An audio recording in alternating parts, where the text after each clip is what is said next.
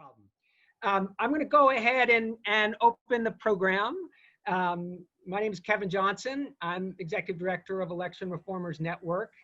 And just a quick word of introduction about us before we launch the program. We're an organization dedicated to fundamental structural change in our democracy and leveraging a network of people with extensive expertise with elections, both overseas in the context of election monitoring and international democracy support, and in the US. And we have a great panel today and a really fascinating discussion. As I said, we fundamentally believe that structural change is needed to put our country's democracy back on track. And this is a panel of 4 people, 2 of whom have achieved the ultimate, in a sense, in one case multiple times, of amending and leading a process to amend our Constitution. 2 others who are leveraging that in different ways. One to kind of take advantage of the rights that have been granted and passed on, and another to kind of be the next major change. So it's going to be a great interaction. I'm going to say a quick word of introduction and about each, and then we'll start. And why not, Jay, you're up on my top left, so I'll introduce you first. Jason Berman was formerly the Chief of Staff for Senator Birch Bay. When the 26th Amendment was passed, he was the legislative assistant and involved with Senator Bay in also amending the Constitution for the 25th and coming close a couple of other times. So hopefully we'll get to hear about that. Thank you for being with us, Jay. Happy to be here. Pat Kieffer, I'm proud to say, is a friend and colleague, someone I worked with for many years at the National Democratic Institute, where she was a senior program officer and responsible for really remarkable programs that were conducted in Southern Africa and South Africa around the Mandela transition time. And even more remarkably, she kind of kept to herself that she had previously amended the Constitution. I think some of her former colleagues are on the call now and probably didn't know that at the time. Pat is the Executive Director of Project 18 Vote, which she'll tell us more about in addition to a lot of other hats. Pat, thank you for being with us. Great to see you. Thank you, Kevin, and thank you for making my secret public. Jeff Clements, I'm also proud to call a friend and a growing friend, is the president of American Promise, an organization dedicated to realizing the promise of American democracy through constitutional change to control election spending and fundraising, the 28th Amendment, which we'll hear about. And Jeff, thank you for joining us on this call. Thank you, Kevin. Good to be with y'all. Excellent. And Manu Meel is Chief Executive Officer of Bridge USA, an organization dedicated to developing the next generation of informed and active citizens and standing, in a sense, on the shoulders of those who came before him to give the right to people who are in the 18 to 21-year-old age group, which is, of course, what we're talking about when we talk about the 26th Amendment. We're going to go to the video relatively early in this program. We have some history recorded on video to share with you. But first, I want to turn to Pat to tee it up. Tell us about the project you've been working on that we're going to see a sample from. How have you pulled it together? What have you done? Thank you, Kevin and friends and colleagues on this panel. The 26th Amendment, we should say, first of all, was the amendment to the Constitution that lowered the voting age to 18, previously 21.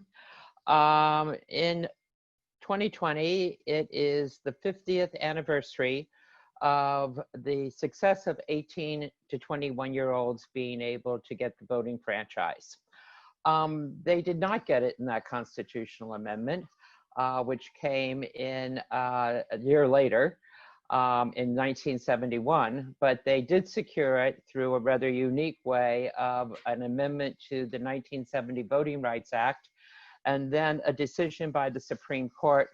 And the decision by the Supreme Court, in all of its wisdom, in a 5-4 decision, created a sort of rather chaotic situation on the political landscape, with giving 18 to 21-year-olds the right to vote in federal elections, secured by an act of Congress, but not in state and local elections. And so we went to a constitutional amendment in January of 1971. The constitutional amendment was passed by both houses of Congress in 3 months and then ratified by the required number of states in 3 months, a historic period of time.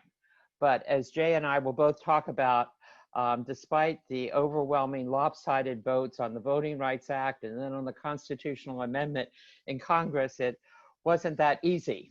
It's a very complex system of a layered cake. But the constitutional amendment to lower the voting age had been around for 40 years prior to 1970.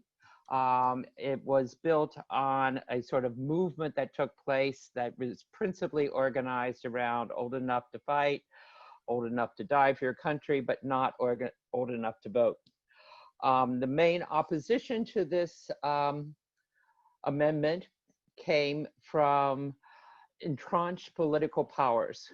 Whether you were the Speaker of the House in Illinois or the Chairman of the Judiciary Committee in the House of Representatives, whether you were right, left, you didn't want to change the checkers on the checkerboard. You didn't want to alter power. You didn't want to add constituencies, voters to your constituency. So anyway, here we are 50 years later, and a group of us who were involved back then decided to get together and see if we could peg what we did then and why we did it and how we did it into the 2020 political process, which Manu will tell us a lot about. We were a bipartisan coalition. We were Republicans, Democrats. We were the National Student Organization and the Future Farmers of America, a very broad-based coalition, but most importantly, we had very impressive grassroots support from young people across the country. Anyway, as we went about looking at trying to put together the documents and the brochures and the campaign paraphernalia, which has not been put any place at this point, we said we're going to help find an archives for this.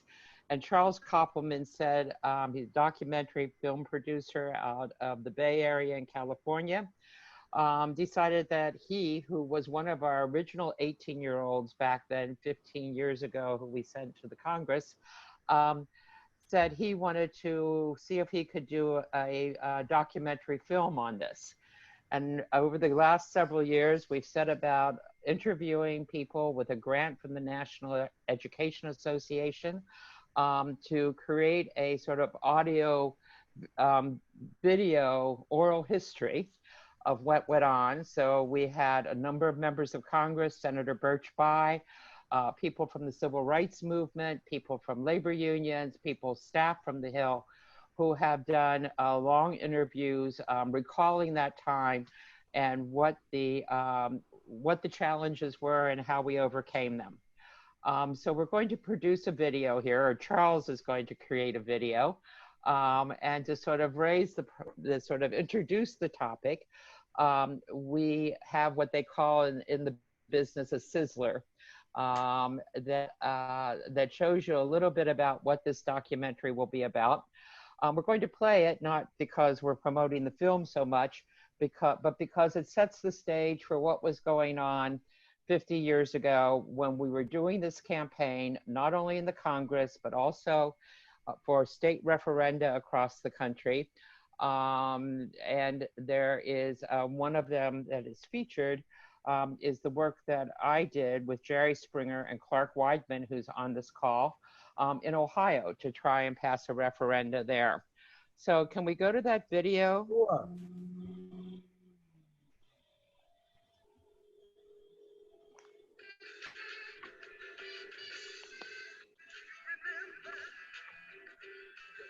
It's a very great privilege to welcome this very exciting group to the White House. This is, of course, a very historic occasion, the signing of the 26th Amendment.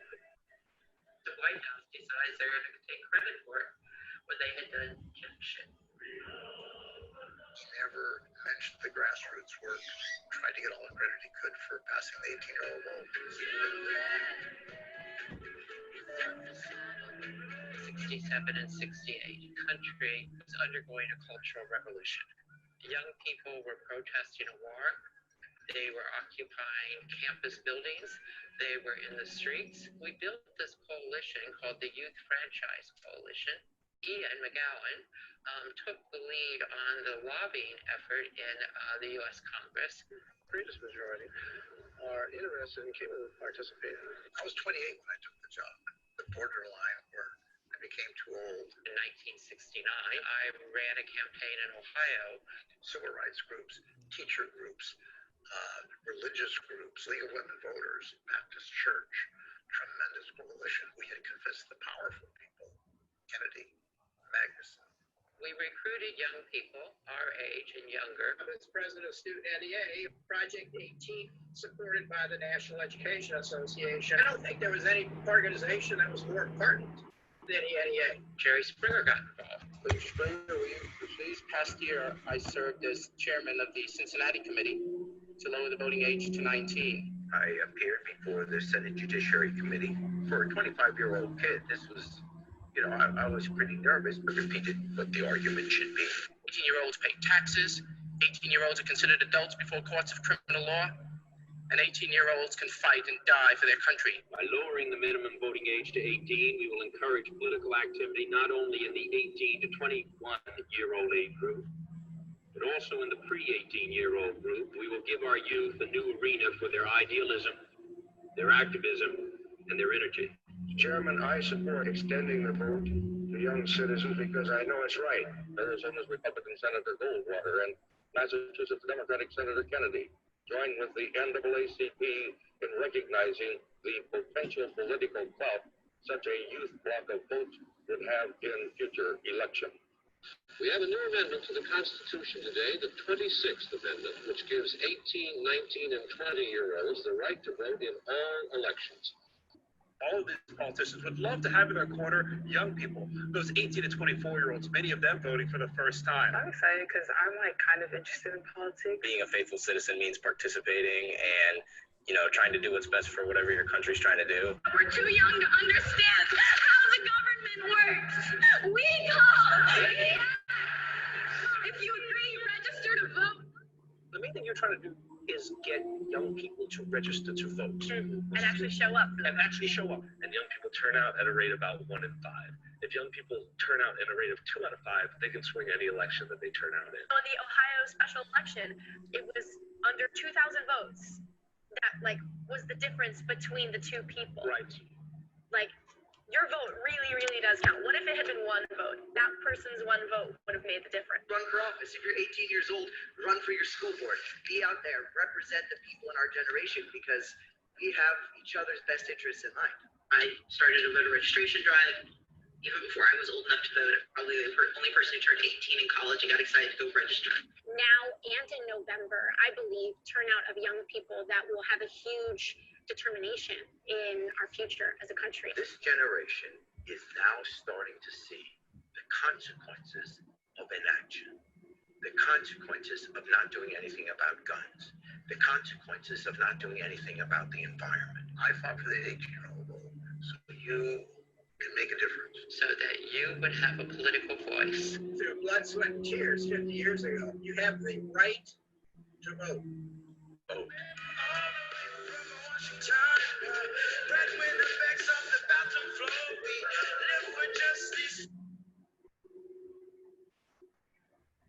Pat, that's terrific. Thank you so much. Did that transition okay? Yes. I don't know if anyone who had seen that Jerry Springer would have recognized that was Jerry Springer, but it's kind of fun to see him in that mode. I'm going to turn to a follow-up question, but I do want to mention the chat box. I think most people are familiar with that, or here, I guess in this format, it's the Q&A box. If anyone has questions, we'll be trying to pick those up as we go through. Jay, sounds like it was easy, right? It took 6 months, right? But we want to approach this conversation here with a bit about the inside game as well as something about the outside game. So it was easy inside, right? What was your experience? Well, it took 6 months and 40 years. So the lead up to the 6 months is the real story. And there's always a real story. It started in 1942 when the draft age was lowered, and then Congressman Jennings Randolph introduced a proposed constitutional amendment. And all those years after, with one exception. In 1954, there was actually a vote in the Senate on a proposed constitutional amendment introduced by Senator Langer following the endorsement of 18-year-old vote by President Eisenhower. He didn't do anything after endorsing it, but Langer picked that up, and there was a vote in 1954. It was a pathetic outcome, nowhere near getting a constitutional amendment passed by 2/3 of the Senate. And that was the state of things for a long, long time until we married the idea of what it meant to pass all the civil rights bills about voting with the protests of the Vietnam War. And as Pat mentioned earlier, the concept that if you're old enough to be over in Vietnam and old enough to die for your country, you ought to be able to determine the people who are making those decisions for you. So you had this coming together of outside events with the fortuitous makeup of the Senate Judiciary Committee, which had been pretty hostile to efforts to amend the Constitution to begin with, but in particular to amend the Constitution to enhance people's right to vote, right to equal protection, and so forth.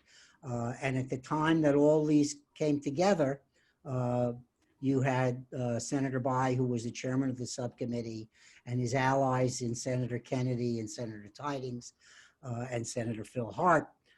But you had at the top of that pyramid Senator Eastland of Mississippi, who was the chairman of the full committee, and who had with him Senator Ervin of North Carolina, Senator McClellan of Arkansas, Senator Roman Huruska of Nebraska. So it was still, if left to their own devices, the opportunity for those people to prevent a constitutional amendment. But through an extraordinary set of events, which was set in motion by a real live lobbying campaign to bring outside forces to bear on the Senate, it changed the dynamic. And that's what led to what appeared, and I should also have mentioned, because I think Pat alluded to it, the longtime chairman of the House Judiciary Committee, Manny Seller, was also opposed to 18-year-old vote. So with all these pressures at the top, nevertheless, it was the impetus from the bottom up that led to what appears to be, on the face of it, really easy thing to do. Just imagine in today's environment what it would be like to get 2/3 of the Senate, 2/3 of the House, and 3/4 of the state legislatures to agree on amending the Constitution. I know that Jeff Clements spends a lot of time imagining exactly that. So we all guys do. We all have to still imagine that. Pat, I want an example of a dynamic that worked and one that should be looked to. Thank you, Jay, and congratulations for your leadership there. Pat, I want to turn to you to talk about that briefly, about that coalition of outside forces. It sounded like it was broader in some respects than you expected, included forces that that weren't the usual suspects. Tell us about that. Well, I think there were a number of different forces at work here, right?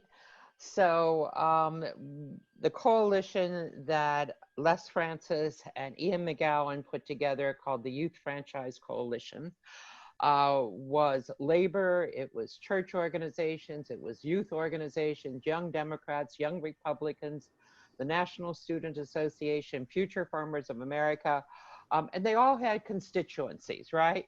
And in some places, one or the other of these groups or their constituents would come to a leadership position, like Clark Weidman from the Young Republicans in Ohio and I from the Young Democrats did in Ohio. But in other places, that leadership would emerge out of other let me call, aspects of this sort of more populist youth movement. It's interesting because the politicians at the end who did not want to change the numbers of voters in their constituency are what handed us a vehicle for organizing that grassroots effort. And while we focus on the youth demonstrations of the anti-war movement and the college sit-ins, etc., it was the state referenda, I think, that really gave us the vehicle for organizing high school students, young people, whether they were in or out of college, whether they were young workers in auto plants or young farmers, that gave us the core, the referenda that gave us the ability to mobilize people at the grassroots level. And they did that because the politicians in state legislatures did not want to pass their state constitutional amendments. They didn't want to change. I mean, think of state legislatures. They're the smallest unit of political body in any given state, for the most part. City council districts, wards, and then state legislatures. So they didn't want to alter the number of voters, right? So they didn't want to be against it because that wasn't apple pie and motherhood, or motherhood and apple pie, or whatever. So they wanted to be for it, so they would pass it on to the voters to vote on a referenda. And that was the organizing vehicle. And you took that in Ohio and Oregon and New Jersey, and you put that together so that when we started to make that push in the Congress, we had constituencies in all of these states, whether it was staging, whether it was holding meetings, whether it was visiting members of Congress. So, you know, what Jay's alluding to is that was the outside piece. And we depended on people like Jay and Norm Dix, who worked for Senator Magnuson at the time, later became a member of Congress, on people who, like Kerry Parker, who were working for Senator Kennedy. They were the sort of inside the Congress strategy people who could help us focus the activities of the grassroots. Sometimes, you know, things that they would talk to us about was a lesson in itself in terms of how a bill becomes a law. We had to learn about a discharge petition to try to get that amendment out of Manny Seller's Judiciary Committee and build a discharge petition with organizations like the Democratic Study Group in the House and the Wednesday Club, the Republicans and the Democrats. We got about 186 signatures on that discharge petition as we tried to, and then we had to go to the Senate and learn about germaneness. And then we had to learn in the House about a closed rule on the Voting Rights Act.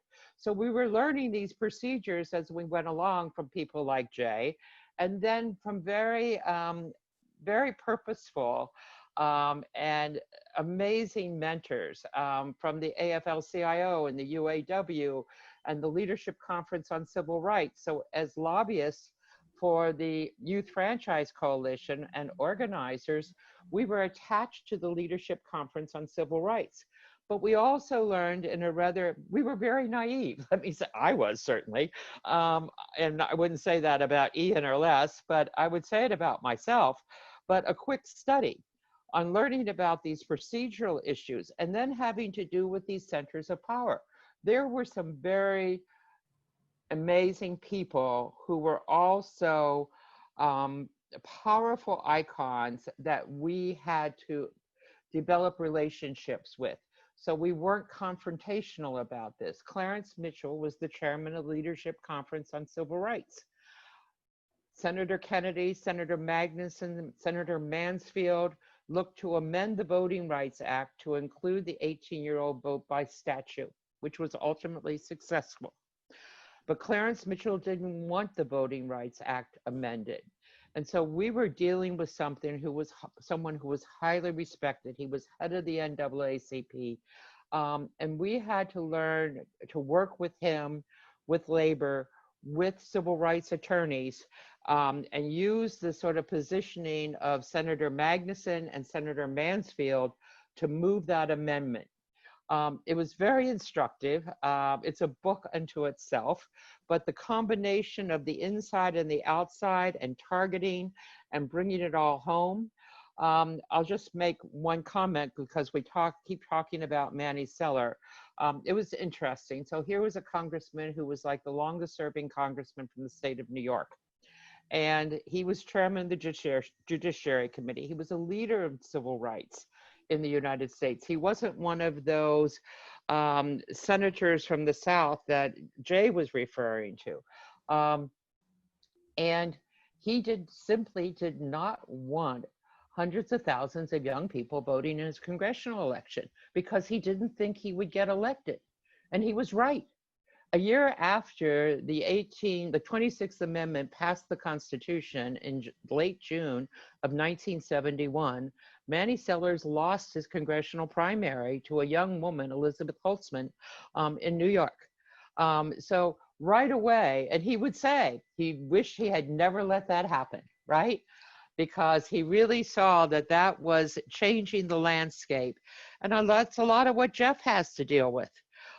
Changing money in politics is equally difficult, if not more difficult, than allowing 12 million new voters into the system. We're going to go. Thank you, Pat. We're going to go to Jeff for that. But before we do that, I want to bring Manu into the conversation, and particularly to pick up on the end of the video, which I think was a challenge to you. It's often said that youth aren't using this right enough. Youth participation is lower than other age groups. What are you seeing? Why not? Why are you voting or not voting? How is it changing? What are you doing about it? Tell us. Absolutely. No, first of all, thank you for having me here, Kevin. And it's, Jeff's a wonderful mentor of mine, and it's great to, meet Jason and Pat and sort of the work that you all have done. I think just a little bit of context for the audience. I'm actually exactly, I think, the target demographic that the video and everyone is talking about right now. So it's a little bit more pressure to perform and sort of represent my generation well.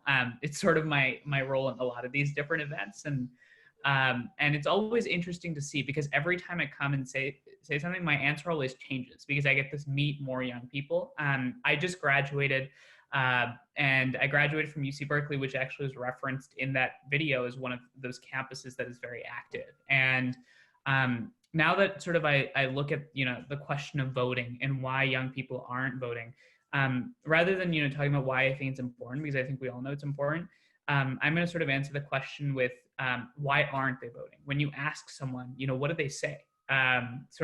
What's actually happening on the ground? And sort of the two main reasons and sort of answers that I've at least found on why young people aren't turning out to the degree that they're not, and why they aren't, capitalizing on sort of the momentum and the leadership and sort of the work that a lot of you have done in the past. Sort of the first reason is that there seems to be a generational sort of political apathy amongst many people my age. And part of that sort of requires understanding a lot of the major life events that define someone that's like me, who's 21 years old. The transformative events that have happened in someone like my lifetime are 9/11, the 2008 crash, the 2016 election, and now this global pandemic. And that's not a great sort of set sample size of historical events to sort of give you a positive outlook on a lot of institutions. And a lot of people my age have grown disaffected. And a lot of my work is focused on how we sort of reinvest and regalvanize and rejuvenate young people's faith in institutions. If someone is not faithful in their institution's ability to respond, it's very hard to get them to participate. So that's I think, first part of the problem. And sort of the second part of the problem that I've found is just, and this is, I think, even more fixable and a little slightly more irritating. I think it would come across as annoying to a lot of people like you who've done a lot of work in this space, is most young people just say, there's two very bad choices in 2020 or 2016. And that answer is a little bit more annoying. The first one is more of a legitimate reason. The second one, what I would say, and what I've found is, in life, when do you, and you guys would know this definitely, when do you ever have two perfect choices where you've got to, where one choice is 100% right and one choice is 100% wrong?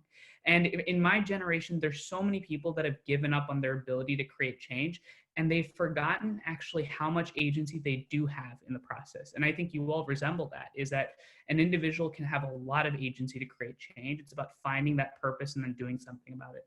So that's sort of my quick sort of thought process on why I think a lot of people haven't been turning out in my generation. I mean, you've got a lot of issues regarding voter ID laws. You have more systemic issues that have really suppressed some voting in a lot of areas. But in a broad stroke, I think the problem really in my generation is apathy and a lack of faith in institutions. And I think that problem is actually quite scary, but I also think it's solvable. And Manu, follow up with a sentence or two programmatically what Bridge USA does. You're working on campuses primarily, right? Sure, absolutely. So that's the solution part of it, along with a lot of the other organizations that are doing good work in the space. Is in 2017, I helped found sort of the Berkeley chapter at UC Berkeley of sort of Bridge USA, and as we sort of grew, we realized that because young people are very disaffected and because current politics doesn't seem to resonate and there seems to be such a lack of empathy and constructive engagement, our work is focused on building a movement of young people across this country that recognize not only the importance of empathy, but sort of rise above polarization to find a common purpose. There's lots of problems that bind my generation together, whether it's the economy, healthcare, Jeff's work in regards to the amendment and getting campaign finance sort of a solved problem. But the key is we work on creating chapters across the country where young people don't have to necessarily immediately engage as Democrat or Republican, but as an American, and recognizing that that sort of ethos and mentality is what we're trying to revive on the grassroots so that young people are active in the space. As Pat said, young people, the correlation of a lot of historical social movements, whether it's Vietnam, civil rights, climate change, the correlation between their tipping points and the inclusion of young people is very strong. And that's exactly what we're focused on, is a campus-wide movement across the country. Terrific. That's great to hear about. Jeff, I want to hear about your broader perspective and on amendments, but I want first to pick up on the sort of very human elements that Jay and Pat illustrated about people who are in positions that they really want to stay in and consider themselves to be good public servants and don't particularly want the rules to change because they know the rules and they know how to take advantage of them. Every amendment fundamentally goes against that. How do you think about that challenge? Is it about calling to their higher nature? Is it about finding a way to make it win, win, win, win, win? How can you get that many win, win, wins? How do you think about those issues? Hold on, you're muted, Jeff. Muted, there you go. Okay. I should be back. So thanks, Kevin, and to everybody for this. So just some context, the American Promise Amendment would enable Congress and the states, the people, to enact reasonable limits on the role of money in our political system. It is overwhelmingly recognized as one of the core features of a failed democracy in America is the undue influence of money. After the 2016 election, the University of Maryland did a deep study into both Trump voters and Clinton voters. And on the question of do you think that the government is run by a few big interests in their own, for their own benefit or for the people, angry Trump voters, 99%, government is run for by a few big interests for themselves. Angry Clinton voters, 97%. The polls are at about 80% support for our constitutional amendment, and there's deep cross-partisan recognition that we have to be able to get a handle on the way money is used in our political system if we want to keep this project going of American democracy. So some observations on patterns and lessons learned from these wonderful champions of one of the biggest things we ever do in American democracy, to pass constitutional amendments. So we are building on deep support to start with. In some ways, that's a lot easier than some of the other amendments that actually challenge sort of social or personal views of people. The political challenge you mentioned is very real, and I think that goes with every amendment, where essentially there comes a time when the political system is no longer serving an overwhelming majority of Americans who have shifted. But the political system, it reflects people who got elected under the old system. And that's our challenge too, that people who are there by definition are succeeding in this environment of big money in politics. So first, there's a lot of lessons we've learned. And just to, again, context, we are at about 220 plus supporters in the House. We need 290. We're at 47 senators supporting, we need 67. 20 states have formally passed resolutions calling for this amendment. Again, the pattern of state-based work to build the power is so important. When we started, one state did that, Hawaii, and we had one supporter in the House and none in the Senate. We now have 20 states formally passing resolutions, 5 of them by ballot initiative. We're at 220 in the House, 47 in the Senate. So what causes that shift? I wish it were better angels. Often it is. Often elected officials also share the same concerns that we have about the future of America. But I think it's also that overwhelming support that it has. It's actually an electoral winner to be in favor of this amendment, and that helps. And so the challenge, of course, is the cross-partisan support in a really divided time, which I think Jay was alluding to. So I want to say something about that.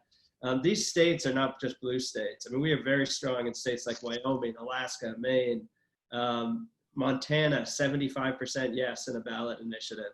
A lot of conservatives are voting for this. We're getting more and more Republicans on board in the states. It passed the Wyoming State House, dominated by Republicans. And we have a few Republican supporters in the House. Mitch McConnell is an opponent and will remain so. So that's going to be our challenge. And we think we can overcome that challenge doing this kind of combined thing that we learned today, again, the massive outside support with a smart inside game, and that we will get out of the Congress in 2023 and through a rapid ratification in 38 states by 2026, in line with the challenge of the recent Commission on the Practice of Democratic Citizenship out of the Academy of Arts and Sciences, which really endorsed this amendment as one of the key recommendations by July 4th, 2026. So let me say one last thing. This amendment is not, it fits the pattern, and I think the country fits the pattern. The American Promise Amendment was actually first proposed in the 80s. We've been trying to get a handle on this money problem since Buckley versus Vallejo struck down some of the post-Watergate reforms. Citizens United didn't start it. Citizens United in some ways is the end game. And that also fits a pattern. You know, this amendment has had Republicans supporting it, Democrats supporting it. It won 54 votes in the Senate in 2014. So, you know, in a vote, it's cleared the House Judiciary Committee. This has been a long, long struggle. American Promise was formed in 2016 to take it over the finish line in a 10-year game plan, but it's been 40 years. The other thing is, it is the Supreme Court trying to lock down old rules that don't work anymore.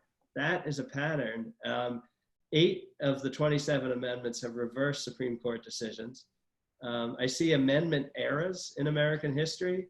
The 26th Amendment that Jay and Pat helped make happen, that was the 4th amendment passed and ratified in 10 years. You know, 4 constitutional amendments in the 1960s, 4 constitutional amendments in the 10 years between 1913 and 1923, 3 constitutional amendments in 10 years after the Civil War. This is a pattern. And almost every time we tried everything else, the Supreme Court said, no, you can't do that about something good like women voting or electing senators or ending the poll tax. And the American people summoned the will and a lot of sort of breakdown of the old system to pass and ratify amendments, but only in those moments when it happens, when the moment is ready. And so the question is, I think, are we in one of those moments now? And if you look at some of the patterns, you see exactly the same kind of thing, you know, including the social unrest, the failed system. And I think we'll overturn Citizens United and Buckley And it will go the way of Oregon versus Mitchell, which said you can't have 18, 19, 20-year-olds voting in the states. So that's how we think about it, both immediate lessons learned from past fights and big patterns and systemic opportunities that happen once in a generation in American history. And you have to be ready when that moment comes. And I think we're ready. And I suspect we'll see not just one amendment, but 2 or 3 over the next several years. Thank you, Jeff. It's great to hear that. And now, since you've been at this for 40 years, you only got 6 more months to go. So I want to come back to a couple other questions, but I want to call on Norm Dix has had his hand up earlier, was involved in this process. I want to turn on your mic if you're still ready, Norm. But before I do that, I'm going to read from the chat. Les Francis says, one of my biggest contributions to the effort of the 26th Amendment was recruiting Pat Kieffer to the national effort. She was and remains a force of nature. And I see some other former NDI colleagues who worked with her who would certainly echo force of nature as a good word for Pat. And I'm going to, Norm, if you're there, I'm turning your mic on. To get that, let's see. Norm?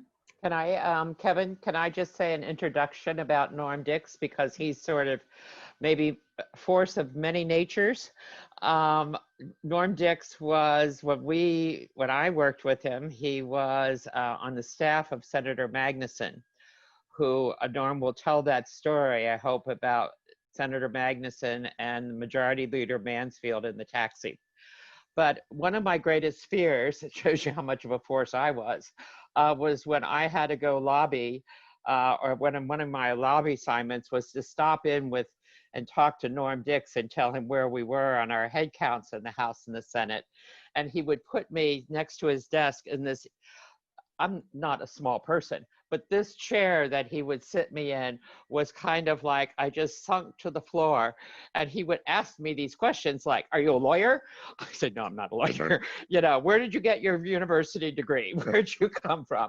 Yeah, so you had to sort of demonstrate what your, he made you a lot of accountability there. And I learned a lot from him. And he went on himself to be a member of the United States Congress, a very high-ranking member of the Congress, and it's great that you can bring him into this discussion.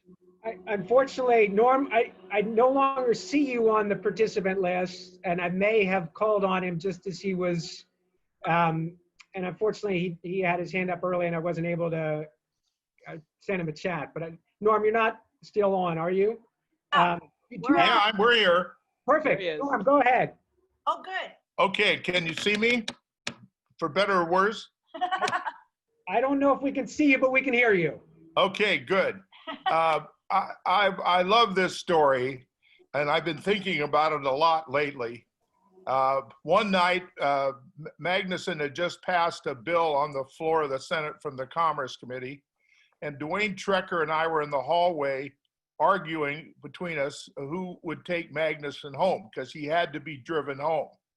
And Mansfield walks by and says, okay, you guys, I'll take Maggie home because I want to talk to him about a possible amendment.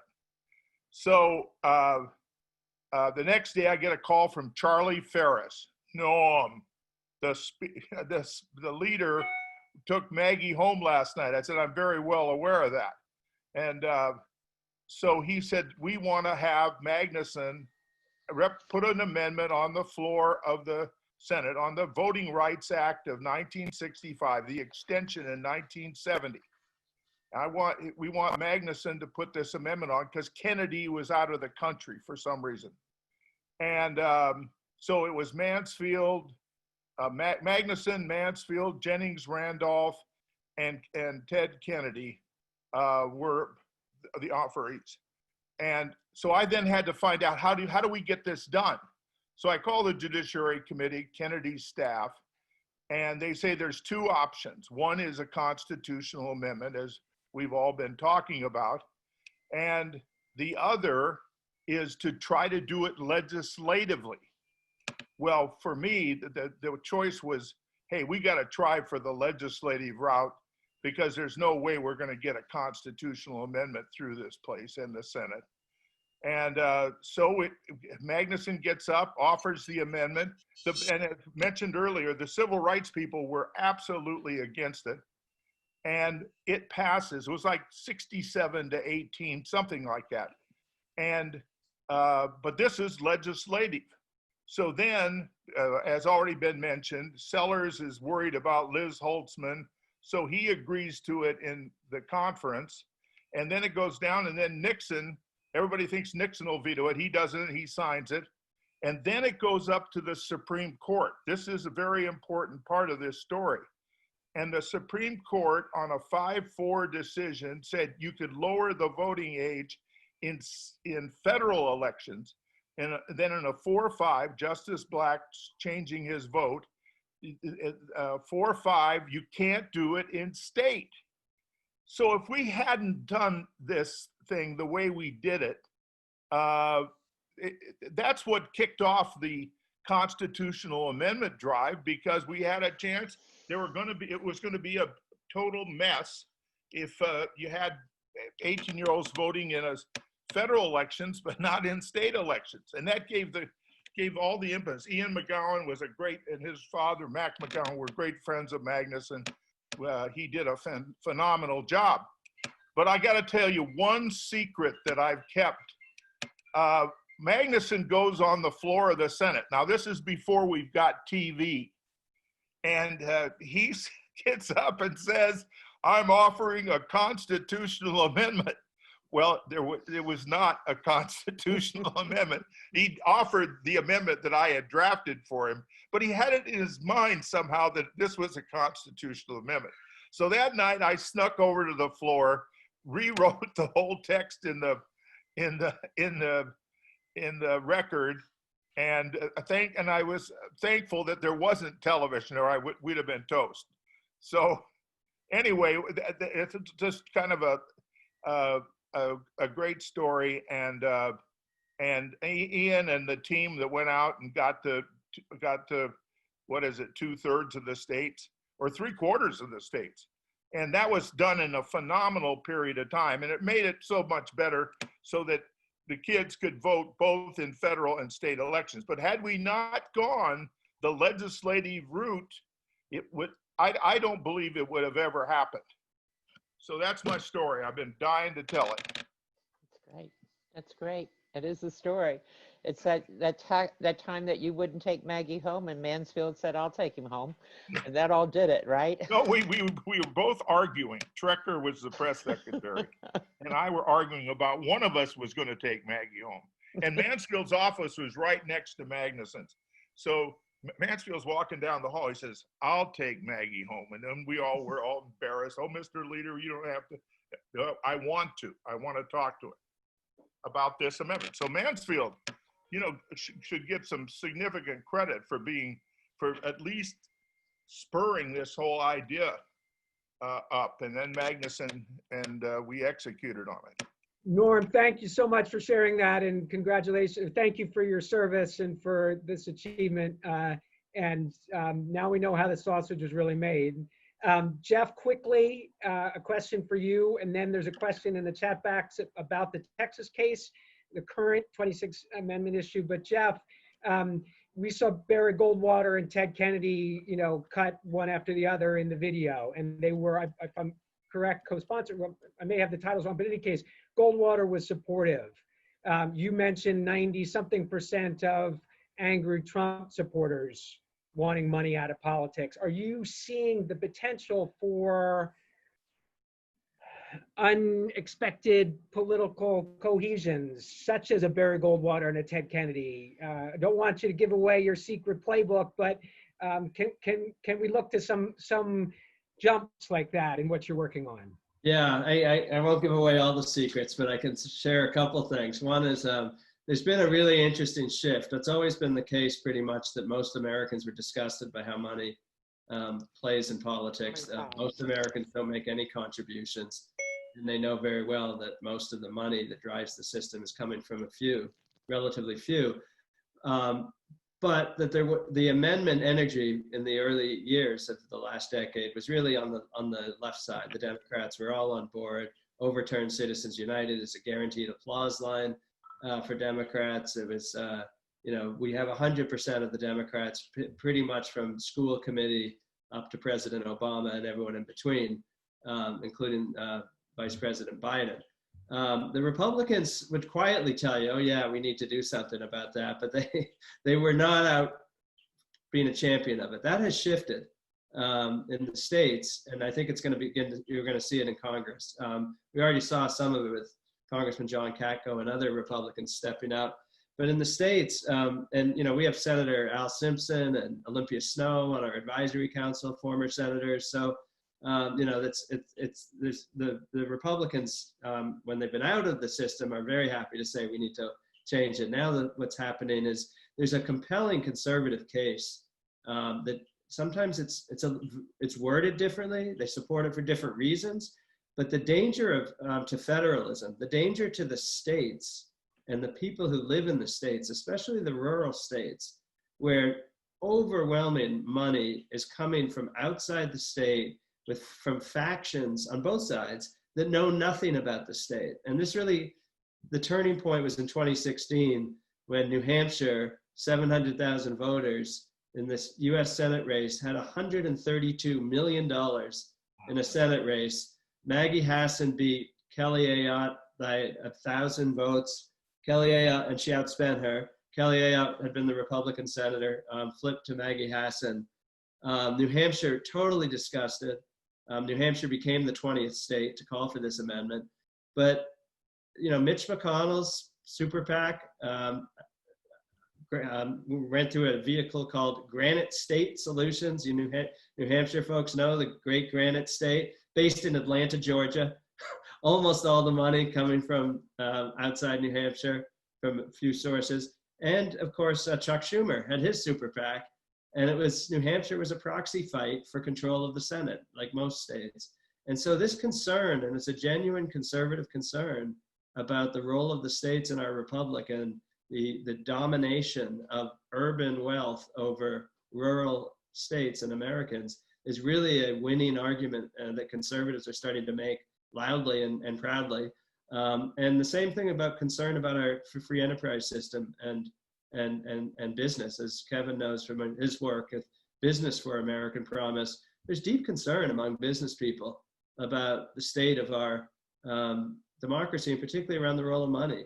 And you're getting a really good business argument that helps Republicans get on board. So I'll stop there. Thank you, Jeff. That's really encouraging. We have 6 minutes, and I think I've hit the main questions, and I want to give Manu the last word because he's our future. But before we go there, I have a question for him. But before we go there is a question in the box about the Texas case, and maybe more generally, 26th Amendment as a potential area for legal challenge in the current context around plans that states are putting in place for voting by mail. Anyone want to give a kind of, Jay, maybe you're the best to do this. What does this case mean? Where is it likely to end up? Just quickly. Well, I think as Justice Sotomayor pointed out, it's raising a very interesting context for evaluating the 26th Amendment. But the Supreme Court's decision not to take the case was really a procedural one. And the arguments will have to go back to the Court of Appeals to look at the legislative intent and the history of the 26th Amendment, which does incorporate, as we heard about the inside story, a lot of all of the fervor that the 60s took toward equality and expanding the franchise. And in some respects, 18-year-old vote, while it was also a product of the Vietnam War, was a product of that. And it was not by coincidence that Senator Kennedy chose in the first instance to add it as an amendment to the Voting Rights Act extension. So I think the issue itself is still very much up for grabs as to whether the 26th Amendment is the vehicle for groups that have not been entitled to voting by mail by virtue of state restrictions, whether that is in fact part of the Section 2 of the amendment, which says that the right to vote should not be abridged. And we've seen this fight for a long period of time in terms of young people over residency requirements in the states having to do with the kids who are domiciled in college dorms. So I think it is yet to be fought out. Great, thank you for that. And then Manu, I want to ask you about empathy, which is a wonderful word we don't use enough, and you use it as a very much a lead piece of what you do. Tell us about what's working in finding ways to reach empathy or arrive at empathy across the parties among the younger people that you work with. Teeing off of the point that we're talking about here about how to get a broad coalition politically, as all the speakers have spoken about. Absolutely. No, you know, Jeff has heard me say this many times, but the key here is that broad coalition. I think we're at a unique moment in American history. 2 weeks ago, I was actually a little overcome with a little bit of hopelessness because I saw so much fervor, but I saw so much anger as well. But then after reflecting a little bit, there are so many few moments in history that are ripe for change. And I think right now there's a very strong moment where everyone is affected in our democracy in some way. There are very few moments where everyone unilaterally feels an effect. Obviously, some people feel it more than others. And I think that gives us tremendous organizing potential to reach various sectors of society. If our goal is to really build a future democracy where it's not controlled by finance and where more people can vote and can be engaged, and we want to represent every person, our organizing potential has to also represent all those people so that we truly build an inclusive system from the inside. Really quickly, I think for lots of young people, I think it's important to emphasize the importance of local and state elections. And that's, that should exist in general across national politics, but we get so caught up in sort of the national election where even if you're disaffected by national politics, local politics are their own microcosm. And where lots of one of the things that we're focused on with empathy is that change is possible. But nationally, as Jeff can definitely attest this, and you all as being people that have tried to pass an amendment can attest, nationally change is glacial, but at a local level, it can happen very quickly. Mm-hmm. And if the goal is to reaffirm the faith of many young people that the system can work and is responsive, I think there needs to be strong efforts at investing at the local level in terms of voting efforts. And that's some of the stuff that we're doing. In regards to like how you can foster more empathy, we get dinged all the time about not only being complacent, but also sort of missing the moment with a degree of naivety when it comes to, calling for empathy in a moment like this. But one of the things that I think actually a lot of young people are getting on board with now is lots of people my age are very progressive and are riled up about the need to change things. If you really care about that need for unified change, if you really think that your change that right now you're fighting for can affect everyone, there's a unique moment right now where you can broaden the tent. Whether it's about Black Lives Matter, or it's about passing an amendment, or it's about campaign finance.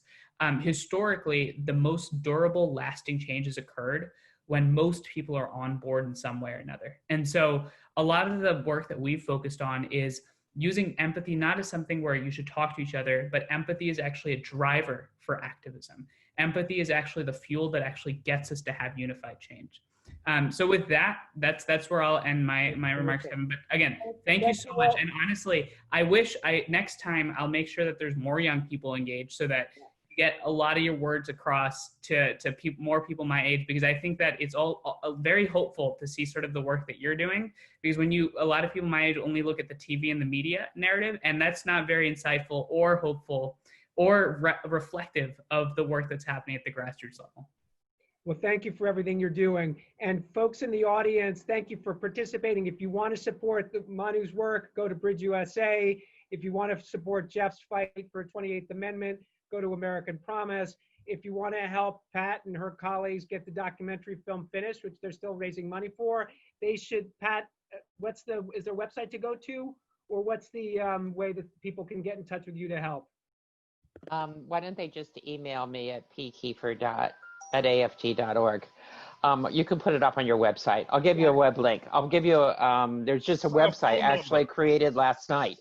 So I don't have the website. Thank you, Kevin, and thank you to everyone that was here. I would really be remiss if I didn't give a shout out to Common Cause. Yes, because Common Cause was the organization that took up the constitutional amendment when everyone thought it was over in January of '71.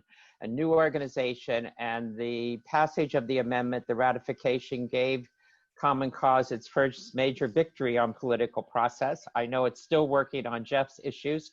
I spent 10 years there. I'm very familiar with Buckley versus Vallejo and the changes in money in politics. It's been around for a long time. I wish you luck, and hopefully we could spend some more time together, but you're doing a great job, all of you. Go ahead. Thanks, Pat. With all deference to Jeff and the 28th Amendment, there is a thing that's been around for quite some time, which is also seeking the moniker 28th Amendment, and that is the Equal Rights Amendment. It's far from over. Yep, which Pat and Jay were also very involved in. Jay amended the Constitution twice and came close 2 other times, so pretty historic. Thank you all for coming. The next webinar we will do at Election Reformers Network is going to be about our work on reforming the Secretary of State system. So information on that to follow. Thank you, everyone, and enjoy the rest of this summer day. Thanks. Thank you, Kevin. Thanks, all. Thanks a lot. Bye-bye.